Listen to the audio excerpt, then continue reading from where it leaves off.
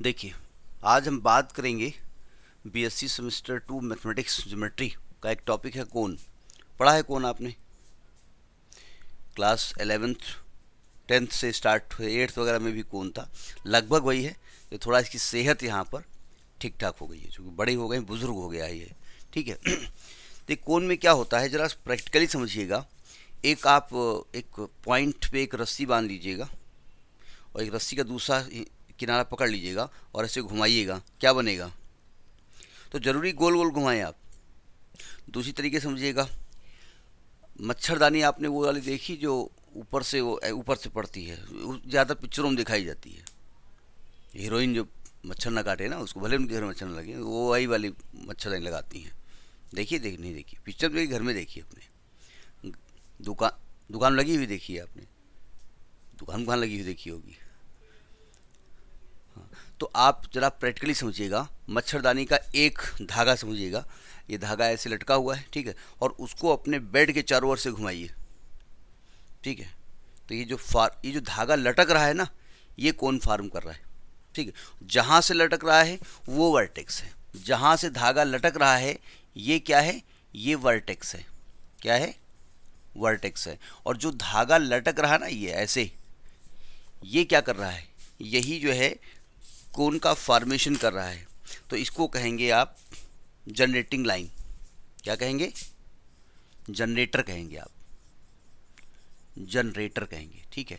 और आप इस धागे का दूसरा सिरा किसके चारों ओर घुमा रहे हैं? बेड के चारों ओर। बेड का शेप कैसा है? रेक्टेंगुलर, गोल भी हो सकता है, किसी भी शेप में हो सकता है। डाइनिंग टेबल के चारों ओर घुमाइए, ठीक है। तो नहीं, ये जो नीचे का सिरा है ना, वो किसी भी प्रकार से किसी भी शेप का हो सकता है। हमने जो 10th में पढ़ा वो राइट सर्कुलर कोण था, जिसका बेस गोल ही था। गोल होगा जरूरी नहीं है, ठीक है। तो इसके चारों ओर घुमा रहे हैं, तो इसको कहेंगे गाइडिंग कर्व। गाइडिंग कर्व, इसको गाइडिंग कर्व कहते हैं। गाइडिंग कर्व किसी भी शेप का हो सकता है, लिखते जाइएगा, ठीक है। तो आप इसकी डेफिनेशन लिख लीजिएगा। अच्छा, इसको जब घुमा रहे हैं तो ये इसका पाथ फॉर्म हो रहा है, ठीक है। ये लाइन ऐसे, ये इस लाइन को प्रैक्टिकली समझिएगा, ऐसे घूमेगी ना, ऐसे ऐसे घुमा कैसे, ऐसे ऐसे घुमाइए। नीचे बेस कैसा भी हो सकता है, तो बेस कैसा भी हो सकता है, ठीक है। तो जिस पाथ में चल रहा है उसी के जो लोकस होता है, लोकस मतलब पाथ मतलब path adopted by any point. जैसे आप घर से यहाँ तक आए, तो जिस रास्ते से आए, अगर उस रास्ते को ट्रेस किया जाए तो जो पाथ एडॉप्ट किया दैट इज लोकस, ठीक है। तो जरा कहानी लिखिए। A cone is a surface, इसकी डेफिनेशन लीजिए। A cone is a surface generated by a variable line, generated by a variable line which passes through a fix point, variable line. भाई जो आप धागा हमने कहा ना मच्छरदानी के लटका दीजिए, तो ये घुमाइए आप, तो ये वेरिएबल लाइन है ना, variable line passes through a fixed point and intersect a given curve। जिस बेड को टच करता हुआ जा रहा है, जिस डाइनिंग टेबल को टच करता हुआ जा रहा है, वो आपका कर्व है, गिवन कर्व। पैराग्राफ चेंज करके लिखिए, the fix point is called vertex. इस फिक्स पॉइंट को हम वर्टेक्स कहते हैं। The fix point is called vertex. The given curve, जिसके चारों ओर घूम रहा है, is called guiding curve. Guiding curve कहिए या गाइडिंग सरफेस कहिए, गाइडिंग कर्व और गाइडिंग सरफेस। हम जो 10th लेवल पढ़ते हैं वो सर्कुलर होता है, ठीक है, बस यहाँ किसी भी शेप का हो सकता है। And the variable line is called generator off the cone.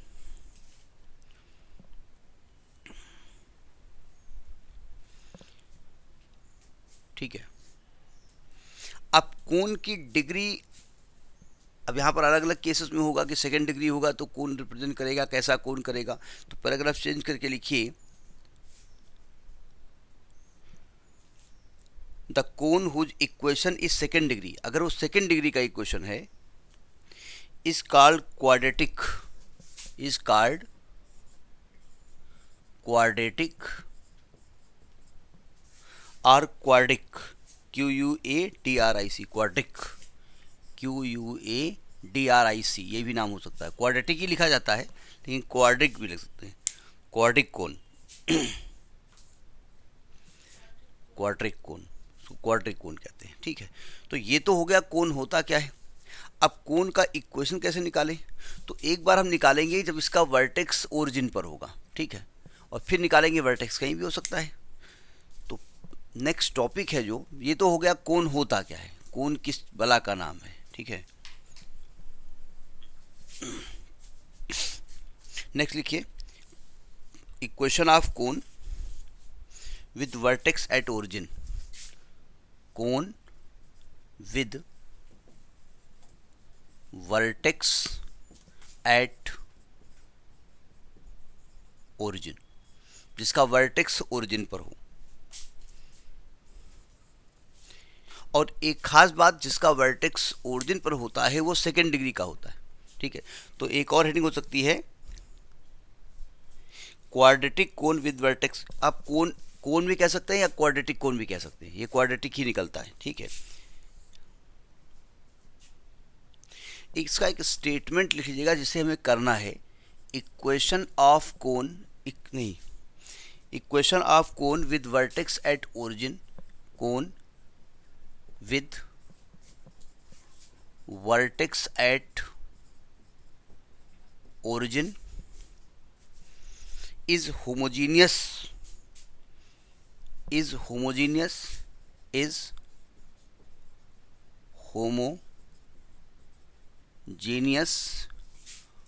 quadratic equation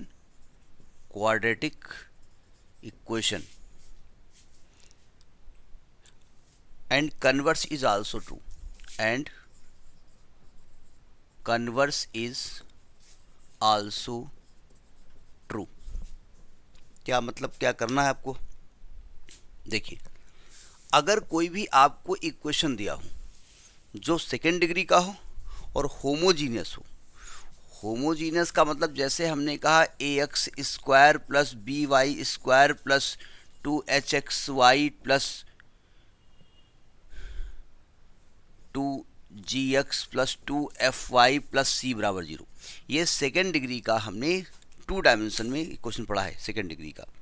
लेकिन ये होमोजीनियस नहीं है, क्योंकि यहाँ x की डिग्री 2 है, y की डिग्री 2 है, यहाँ पर x y मल्टीप्लाई में है तो डिग्री ऐड करके बताई जाती है। यहाँ भी डिग्री 2 है, यहाँ डिग्री 1 है, यहाँ डिग्री 1 है, यहाँ डिग्री 0 है। ये क्वाड्रेटिक है, क्वाड्रेटिक इक्वेशन है, लेकिन ये होमोजीनियस नहीं है।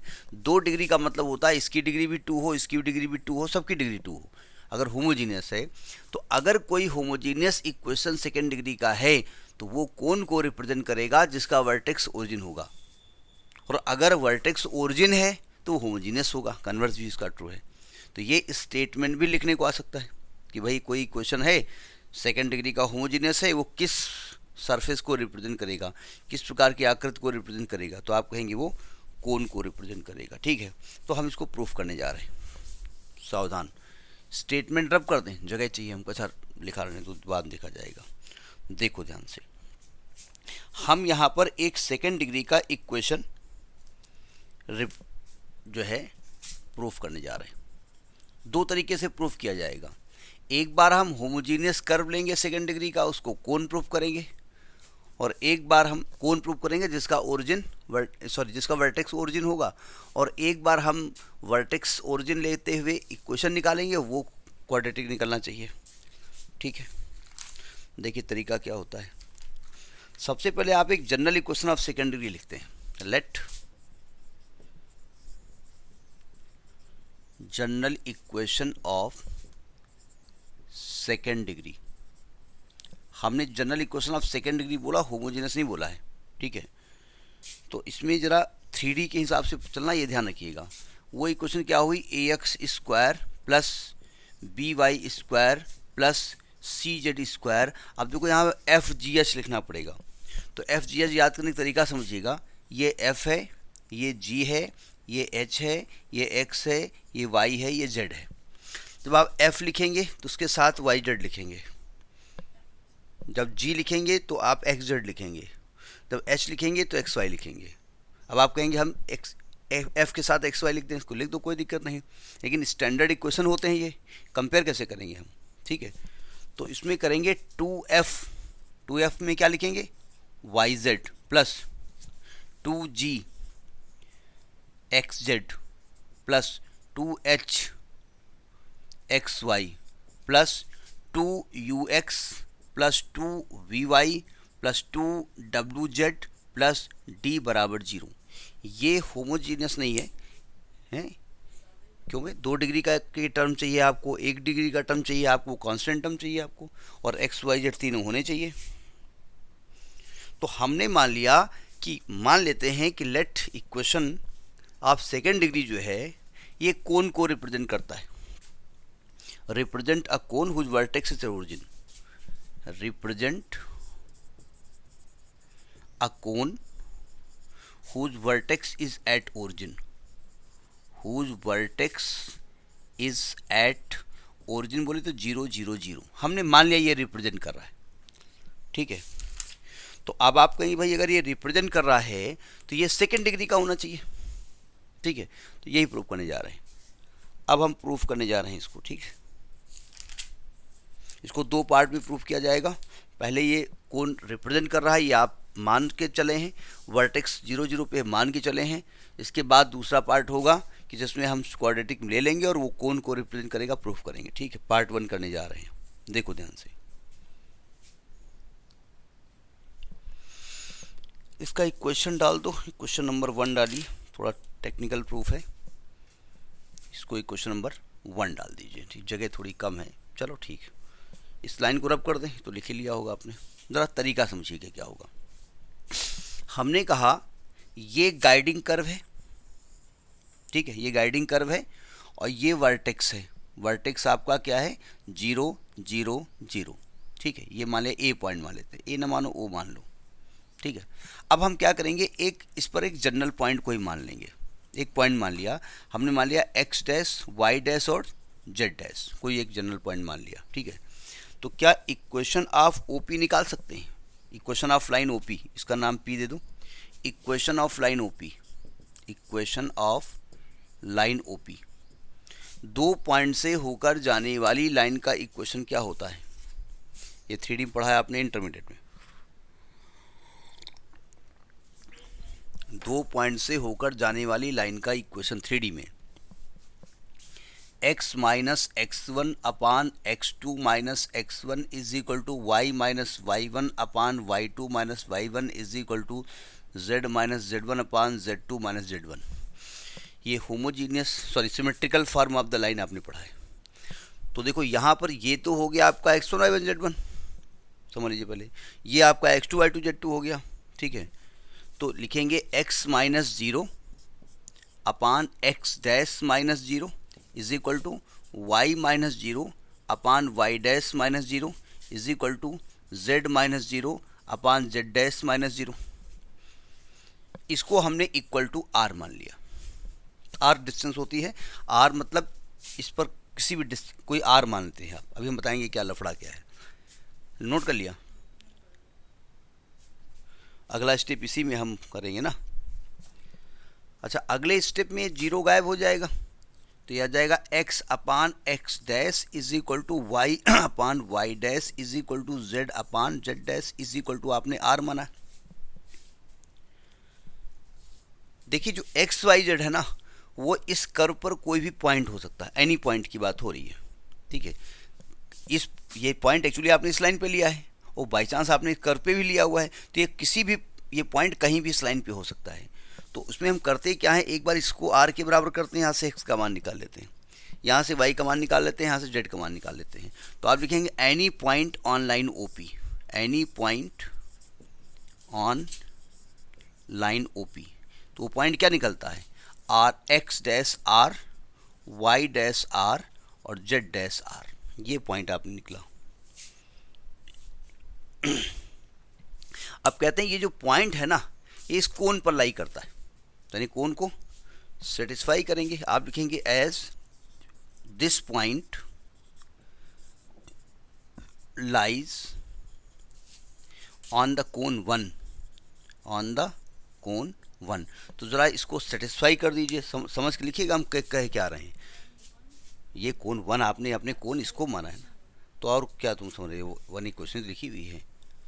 अब इसको सेटिस्फाई करने जा रहे हैं, ज़रा सावधान, डायरेक्ट लिख रहा हूँ मैं। देखिए x को क्या लिखोगे आप, एक्स डैश आर, स्क्वायर कर रहे हो ना, तो ये क्या आपका a r square x dash r square x dash square हो जाएगा, plus b r square y dash square हो जाएगा, plus c r square z dash square हो जाएगा, प्लस 2f, तो कोई यहाँ भी आ रहेगा यहाँ भी आ रहेगा, तो r square y dash z dash हो जाएगा, प्लस 2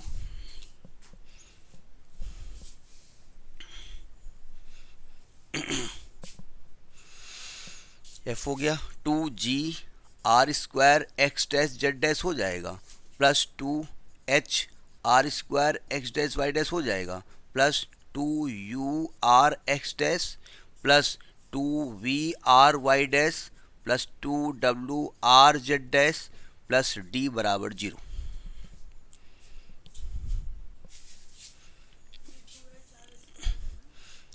आर स्क्वायर आएगा नहीं, हाँ अच्छा आर डैश कर दिया, और डैश की आदत पड़ी है, अच्छा ध्यान से देख रही हूँ इसका मतलब, नहीं अच्छी बात है कि लोग ध्यान से नहीं देखते ना।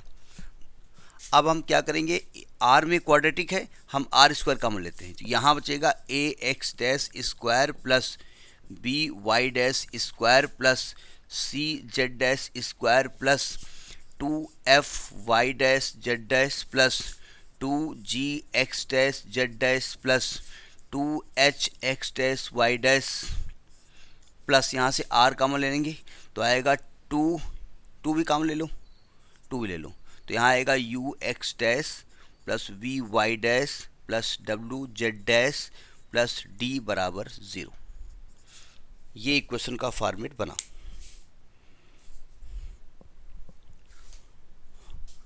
अब जरा समझिएगा ये जो r का लफड़ा क्या होता है,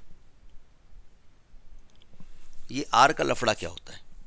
चलते हैं क्लास 11th में, बोले वहीं ठीक है वहीं से सब आ जाए तो भूल भी गए होगे ना। जब आप किसी लाइन का इक्वेशन निकालते थे जो x dash y dash z dash से हो या x1 y1 z1 से होकर पास होती थी, ठीक है, और दूसरा पॉइंट उसमें दिया होता था x2 y2 z2 x2 y2 z2, तो आप इक्वेशन लिखते थे x minus x1 upon x2 minus x1 is equal to y minus y1 upon y2 minus y1 is equal to z minus z1 upon z2 minus z1। Actually जो x y point है ना, आपने यहाँ कहीं मान लेते हैं आप, ये कहीं पर एक्स वाई जेड आपने पॉइंट मान लिया और हमने कहा ये r डिस्टेंस पे हमने माना है, ठीक है। तो अगर आप इसको r के इक्वल कर देते हो, इक्वल टू r कर देते हो, तो यहाँ से x का मान निकल आएगा, तो x का मान क्या होगा, r डिस्टेंस पर कोई पॉइंट है ना उसका कोऑर्डिनेट निकलेगा ना। अगर आप इसको r के बराबर कर दो, यहाँ से x निकाल लो, इसको r के बराबर कर दो, यहाँ से y निकाल लो, इसको r के बराबर कर दो, यहाँ से z निकाल दो, तो क्या कह सकते हो, it is any point on this line at distance r। तो हम क्या करेंगे, अब देखिए चूंकि ये पूरी की पूरी लाइन कौन पे लाई करती है, तो ये r की हर वैल्यू के लिए सेटिस्फाई होनी चाहिए। अब चलते हैं क्वाड्रेटिक इक्वेशन में, हम क्लास 10th में, ठीक है, वहाँ पर हमें एक चीज़ बताई गई थी, इक्वेशन एंड आइडेंटिटी, दो चीज़ें बताई गई थी, आइडेंटिटी और इक्वेशन। जरा सावधान, जैसे हमने आपसे कहा 2x square minus 3x plus 1 बराबर 0, हमने कहा ये इक्वेशन है या आइडेंटिटी है, बताओ। कोऑर्डिनेट कहाँ हो भाई, खाने का क्या हो क्या, ये हमने लिखा है, ये इक्वेशन है या आइडेंटिटी है, आइडेंटिटी नहीं है ना, लग तो नहीं रही, क्योंकि वहाँ तो वो हीरोइन है जो तो पाउडर लगाए, हाँ ये तो हीरोइन लग रही है, ये तो गांव की लड़की लग रही है, ये तो हीरो लग रहा है, तो चूतिया लग रहा है, ये कोई ऐसा थोड़ी लग रहा है, लग रही है। देखिए अगर मैं x का मान यहाँ 1 रख दूँ तो आएगा 2 माइनस 3 प्लस 1 बराबर 0 ने 0 बराबर 0, यानी 1 इसको सेटिस्फाई कर रहा है। अगर इसको 2 रख दूँ तो 2 दूनी 4 दूनी 8 माइनस 6 प्लस 1, ये 0 के बराबर नहीं आएगा, यानी ये इसको सेटिस्फाई नहीं करेगा। अगर x की कुछ पर्टिकुलर वैल्यू के लिए ये सेटिस्फाई होता है तो वो इक्वेशन है, अगर x की हर वैल्यू के लिए सेटिस्फाई हो जाए तो वो आइडेंटिटी है, ठीक है। जैसे sine square theta plus cos square theta 1 है तो वो आइडेंटिटी है, क्यों, क्योंकि वो थीटा की हर वैल्यू के लिए सेटिस्फाई होता है, ठीक है।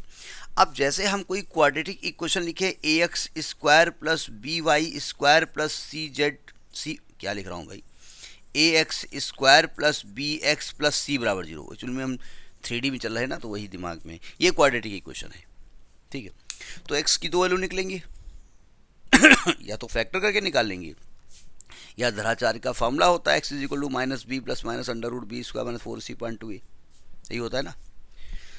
अब जरा समझिएगा, अगर हम कहें ये आइडेंटिटी है, तो यानी भाई नियमता है एक्स की 2 वैल्यू ऐसी होंगी जो इसको सेटिस्फाई करेंगी, यहाँ पे एक्स की एक और वैल्यू आएगी जो इसको सेटिस्फाई करेगी। लेकिन मैं कहूँ अगर ये आइडेंटिटी है, तो आप कहेंगे एक्स की हर वैल्यू के लिए सेटिस्फाई होना चाहिए। तो अगर एक्स की हर वैल्यू के लिए सेटिस्फाई हो, उसके लिए कंडीशन ये होती है कि ए बी सी 0 होना चाहिए, ए 0 होना चाहिए, बी 0 होना चाहिए और सी 0 होना चाहिए, ठीक है। ये बहुत टेक्निकल क्वेश्चन है, बहुत छोटे क्लास में जरूरत पड़ती नहीं, पढ़ाते नहीं। अगर आपसे कहा जाए कि a x square plus b x plus c equation है, आइडेंटिटी है, मतलब किसी कम्पिटेटिव एग्जाम में गए आप, जो कम्पिटेटिव स्टैंडर्ड कम्पिटेटिव एग्जाम होते हैं, उन्होंने कहा, ये इंटरव्यू में बताया, ये a x square plus b x plus c बराबर 0 इक्वेशन है, आइडेंटिटी है, तो आप कहेंगे जनरली ये इक्वेशन है। लेकिन अगर मैं ए बी सी की वैल्यू अलग अलग 0 में मान लेता हूँ, तो ये आइडेंटिटी बन जाता है, फिर एक्स की हर वैल्यू के लिए सेटिस्फाई होगा। भाई आप कहना क्या चाहते हैं कि एक्स का मान कुछ भी रखें और इक्वल टू क्या आ जाए, 0। तो जब आप ए बी सी 0 रखे पड़े हो, तो एक्स का मान 9 रखोगे तब 0 आ जाएगा, तो एक्स की हर वैल्यू के लिए 0 है।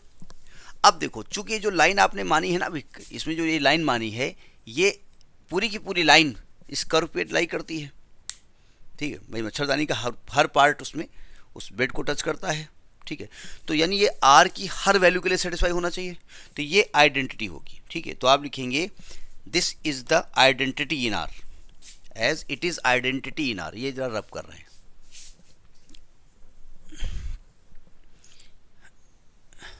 This equation is identity in are,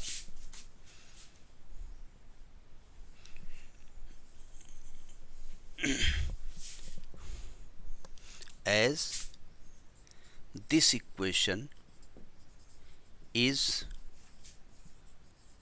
identity in R।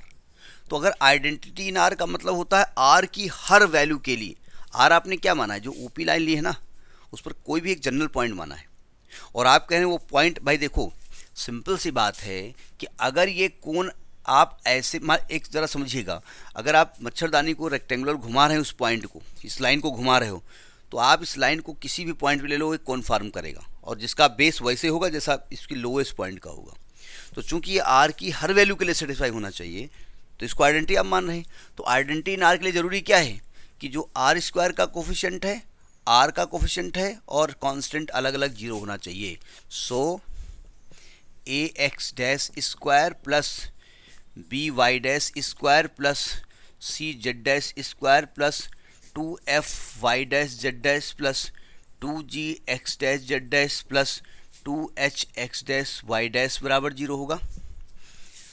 दूसरा आर का coefficient u x dash and plus v y dash plus c Z dash बराबर 0 होगा, और तीसरा d बराबर 0 होगा, ठीक है। इसका एक क्वेश्चन डाल दो 2 3 4, ये इक्वेशन 2 बन जाएगा, ये इक्वेशन 3 बन जाएगा, ये इक्वेशन 4 बन जाएगा। पहुंचे यहां तक।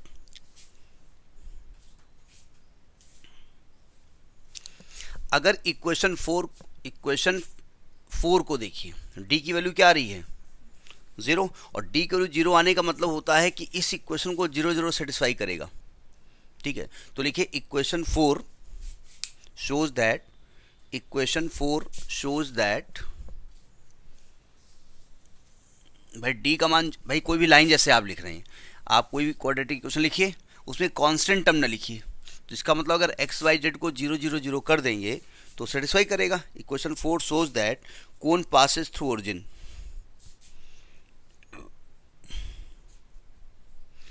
कोन पासेस थ्रू ओरिजिन, ठीक। तो ये तो मालूम हो गया कि कोन ओरिजिन से पास हो रहा है, यानी कि और कोन पे ही वर्टेक्स है, कोन ओरिजिन से पास हो रहा है, कोन पे ही वर्टेक्स है, यानी वर्टेक्स ओरिजिन से पास हो रहा है। अब जरा समझिएगा, सावधान, ये किसको रिप्रेजेंट करता है, ये प्लेन को रिप्रेजेंट करता है, और हम बात कोन की कर रहे हैं, तो इसके लिए ज़रूरी है कि ये चीज़ हट जाए यहाँ से, यानी ये हमेशा 0 रहे। तो उसके लिए ज़रूरी क्या है भाई, आप x dash y dash z dash का मान निकालेंगे, तो जो मान इसको सेटिस्फाई करेगा उसकी वैल्यू क्या आएगी, 0? बोले नहीं, यू वी और डब्लू ये अलग अलग 0 होगा, ठीक है। नेक्स्ट पॉइंट लिखिए, equation 3 represent a plane. Equation 3 represent a plane, ये प्लेन को रिप्रेजेंट करता है। As equation 1 represent the cone, as equation 1 represent the cone, so u बराबर 0 यहाँ होना चाहिए, v बराबर 0 होना चाहिए एंड w बराबर 0 होना चाहिए। रिप्रेजेंट द कोन, अब वो तो कोन को रिप्रेजेंट कर रहा है, पहले कह रहे हो कोन को रिप्रेजेंट कर रहा है, इसका मतलब यहाँ प्लेन कहाँ से घुस गया करके। तो बोले अब ये इक्वेशन आया हुआ है, इसके लिए ज़रूरी ये हमेशा 0 होना चाहिए। और हमेशा 0 कब होगा? जब u v w की अलग अलग वैल्यू 0 होगी। क्यों भाई? क्योंकि इस इक्वेशन में x dash y dash z dash एक पर्टिकुलर पॉइंट है, तो कुछ ही पॉइंट तो होंगे जो इसको सेटिस्फाई करेंगे। तो जब u v w आप 0 कर दोगे तो x dash y dash z dash चाहे जो रखो वैल्यू 0 ही आने वाली है, तो ये टर्म यहाँ से गायब हो जाएगा। तो इसका मतलब ये तो 0 आ गया, ये वैल्यू 0 आ गई, तो इसका मतलब ये हुआ केवल इक्वेशन 2 बची, और इक्वेशन 2 क्या है? क्वाड्रेटिक है। तो आप लिखिए so only equation 1 is left, हाँ 2, ओनली इक्वेशन 2 इज लेफ्ट।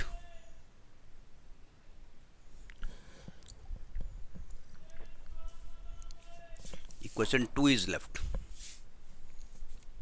तो अगर आप लोकस ऑफ दिस इक्वेशन निकालें, locus of equation, locus of x dash y dash z dash निकालें, तो लोकस निकालने के लिए क्या करते हैं? ये x dash y dash z dash आपने ये इस गाइडिंग कर्व पे एक पॉइंट माना था ना, ये पॉइंट कहीं भी हो सकता है, और जब कहीं भी हो सकता है तो उसी x dash y dash z dash को हम क्या लिख देते हैं? X y Z.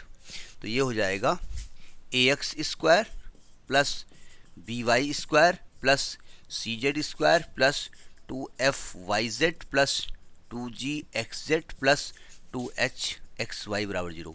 ये क्वाड्रेटिक इक्वेशन है। इसको इक्वेशन नंबर 5 डाल दो, तो लिख दो equation 5 is homogeneous in 2 degree, so it represent a cone.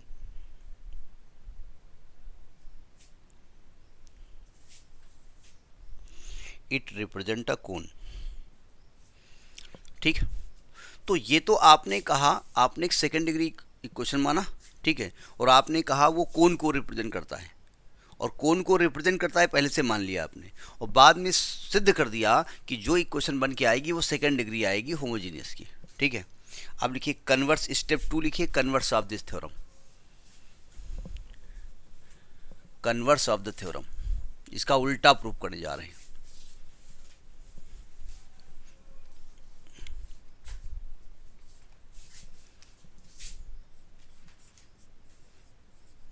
Part 2, converse of theorem. क्या करेंगे इसमें आप? इसमें आप एक होमोजीनियस इक्वेशन सेकेंड डिग्री के मानेंगे, ठीक है, और ये दिखाएंगे कि ये कोन को रिप्रेजेंट करता है। तो हमने माना let equation a x square plus b y square plus c z square plus, हमने कहा ना एफ जी एच लिखना होता है, ये एक्स वाई जेड होता है, तो लिखा जाता है 2f y z plus 2g x z plus 2h x y बराबर 0। Be a homogeneous equation, homogeneous equation of second degree, COND second degree. हमने एक होमोजीनियस इक्वेशन सेकेंड डिग्री का मान लिया,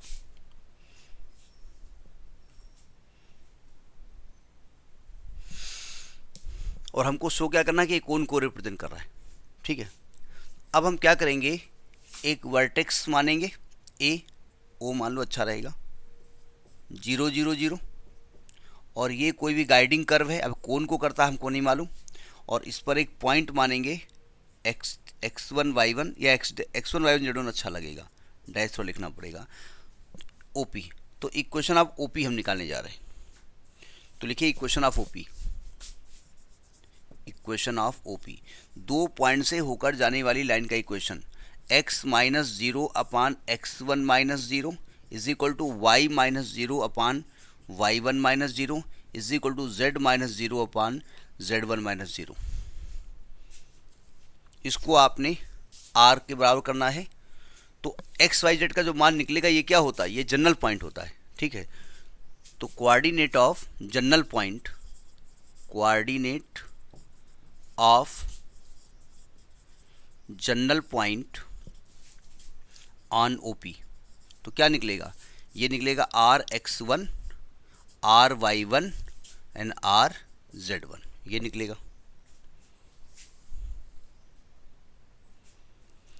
इसको उठाइए और इस इक्वेशन में रख दीजिए, इक्वेशन नंबर इसको 6 डाल दो। Putting this values in equation number 6, putting this value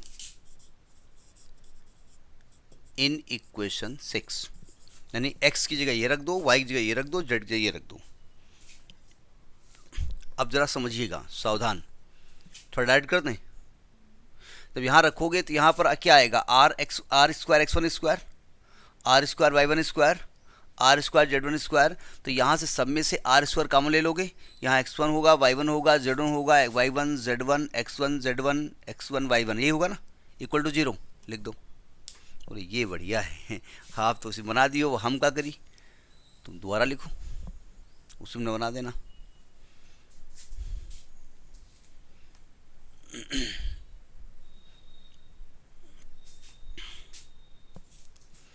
x one y one बराबर 0। अब देखिए आर स्क्वायर इंटू ये पूरा ब्रैकेट, इन दोनों का मल्टीप्लाई 0 है, और दो चीज़ का मल्टीप्लाई 0 होता है तो हम जानते हैं उनमें से ये 0 होगा या तो ये 0 होगा। आर तो आपने उस लाइन पर आर डिस्टेंस पर एक पॉइंट माना है, तो आप लिखेंगे चूंकि as r is not equal to 0। इसका मतलब क्या होता है, इसका मतलब कि a x one square plus b y one square plus c z one square plus 2f y one z one plus 2g x one z one plus 2h x one y one, ये equal to 0 होगा।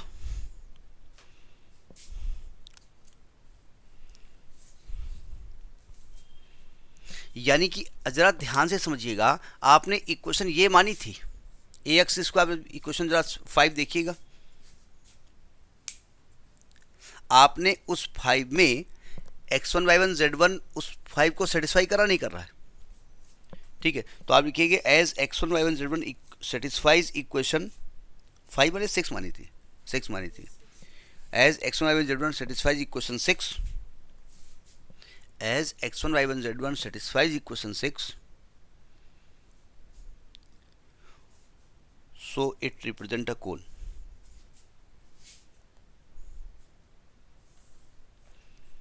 so it represent a cone, इसलिए कोन को represent करेगा। हो गया, proof हो गया। आप कहेंगे ये क्या प्रूफ हुआ, सुनिए ध्यान से। एक्चुअली हमने सेकेंड डिग्री का इक्वेशन मान लिया, ठीक है, और सेकेंड डिग्री का इक्वेशन कोन को रिप्रेजेंट करता है, पहले बता चुके हैं, लेकिन उस कोन को रिप्रेजेंट करेगा जिसका ओरिजिन, जिसका वर्टेक्स ओरिजिन है। तो हमने ओरिजिन से एक पॉइंट माना, ओरिजिन से एक लाइन खींच ली, उस लाइन पे एक पॉइंट माना x one y one z one. हमने x one y one z one को इस पर नहीं माना था, उस लाइन पे माना था।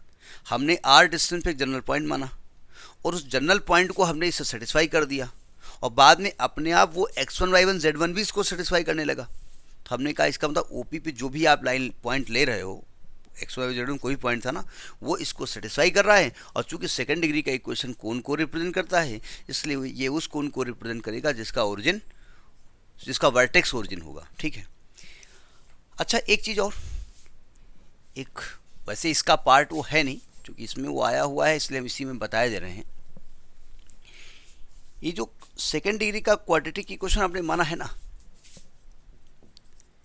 ए x square plus b y square plus c z square plus f g h, ये हम बार बार लिख लेते हैं, 2f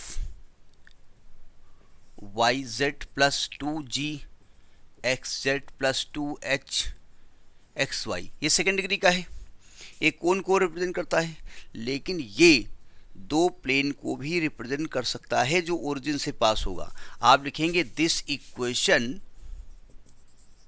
can represent a pair of cone, a pair of cones passing through origin, passing through origin. कब? If ये condition होनी चाहिए, ABC plus 2FGH minus AF square minus BG square minus CH square बराबर 0। अगर ये condition ही follow करे तो कोन को, ये उन दो प्लेन को भी रिप्रेजेंट करेगा जो प्लेन ओरिजिन से होकर के पास होंगे।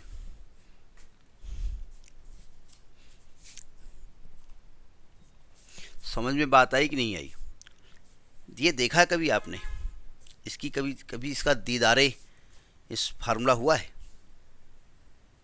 कभी आपको मिला हो रास्ते में? नहीं, हम रास्ते में सब्जी मंडी नहीं, कभी अभी इतनी पढ़ते कभी रास्ते में इससे मुलाकात हुई हो, आज उनसे मुलाकात हो गई, याद है? नहीं याद है? Very good. हमने क्लास 11th में एक कोऑर्डिनेट में था कि अगर AX square plus BY square plus 2HXY plus 2GX plus 2FY plus C बराबर 0, ये 2D में हमने पढ़ा था। ये जो इक्वेशन था ये सेकेंड डिग्री का स्टैंडर्ड इक्वेशन था। ये इक्वेशन अलग अलग कंडीशंस को फॉलो करता था। वो कंडीशन के हिसाब से हम कहते थे कि ये कोन को रिप्रेजेंट करेगा, ये पैराबोला को करेगा, या हाइपरबोला को करेगा, ठीक है, ये दो स्ट्रेट लाइन को करेगा। ये दो स्ट्रेट लाइन को करता था तो ये कंडीशन आती थी, यही कंडीशन यहाँ लिखी हुई है। लेकिन चूंकि ये इसके लिए लिखी हुई है तो ये दो प्लेन को रिप्रेजेंट करता है। अब आप कहेंगे अभी तो आप कह रहे हो कि सेकेंड डिग्री का इक्वेशन कोन को करता है, कोन को भी करेगा। अगर ये कंडीशन फॉलो करेगी तो दो प्लेन को करेगा। अब दो प्लेन को करेगा तो ये कोन को नहीं करेगा, कोन को तो कर ही रहा है ये। कैसे? देखो, जहाँ पर दो प्लेन मिलता है कि मिलते हैं वहाँ पर एक लाइन बनती है। आपकी ये दीवार है एक प्लेन, एक फर्श है आपकी प्लेन, जहाँ की किनारे मिल रहे हैं ये लाइन है। ये एक प्लेन है, एक ये प्लेन, दोनों ऐसे मिल रहे हैं, ये लाइन है, ठीक है, ये एक स्ट्रेट लाइन है जहाँ ये ज्वाइन हो रहे हैं। अगर इस कोन को घुमाते जाओ तो स्ट्रेट लाइन घूम करके कोन का ही फॉर्मेशन बनाती है, ठीक है। तो ये कंडीशंस भी रिप्रेजेंट होती है, इसको नोट करके कहीं लिख लीजिएगा। तो ये कोन का कंसेप्ट है कि कोन होता क्या है, और उस कोन का इक्वेशन जिसका वर्टेक्स ओरिजिन हो उसका इक्वेशन क्या होता है, ठीक है, नोट करिए इसको।